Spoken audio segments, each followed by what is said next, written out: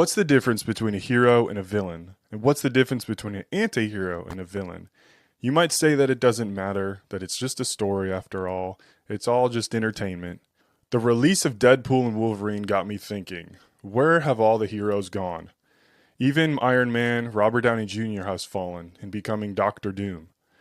When Iron Man sacrificed himself knowing he would leave his daughter without a father, but doing it anyway, it was truly an act of selflessness, an act of a real hero.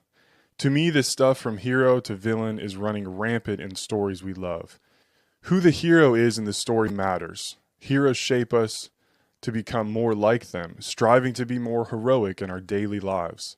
My mentor coined the phrase the deconstruction of the hero, and this is just one of many videos that I want to dedicate to this topic. Sure, we've had heroes that were pretty gray in the past, like Han Solo, Vegeta, or Geralt of Rivia, but I can't help but look around and see that we aren't rooting for the gray or even the anti-hero, we're rooting for the villains now. So what is a hero? Webster's definition of a hero is a person who is admired for great or brave acts of fine qualities. We all have our heroes. We all look up to our hero. We aspire more to be like our heroes. We love heroes because they give us a hope that we too can become better. So what has happened? I think more people are becoming morally neutral. Morality, like a lot of things, is like a river. If you're not actively pursuing good, the evil desires of your flesh will overtake you. Lines of good and evil have been blurred. The Joker, Loki, the boys, even the new Star Wars show, The Acolyte, the lines of good and evil are becoming very, very blurred, and you kind of almost want to root for the villains, the Sith, instead of the Jedi. Understanding the villain's past is one thing, but glorifying them because they're cool or attractive is just wrong on so many levels.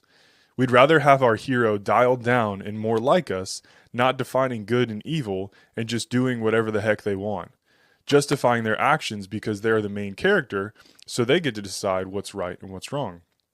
I've even heard Disney is making a full-on villain section of the theme park. Come on, people. Pretty soon, the role of the hero and the villain will be totally flipped. The bad guys will become our heroes, and I think they slowly are.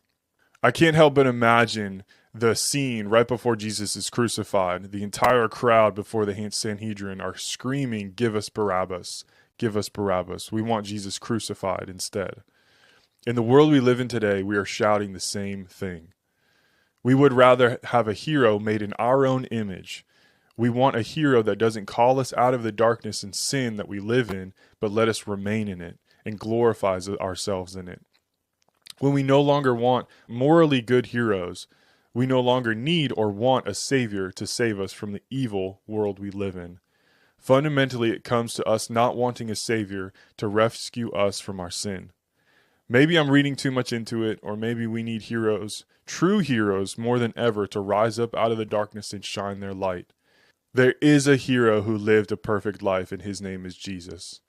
He lived a perfect life so that villains like you and me, sinners, could be justified by his death on the cross, so that now we can be justified by grace through faith.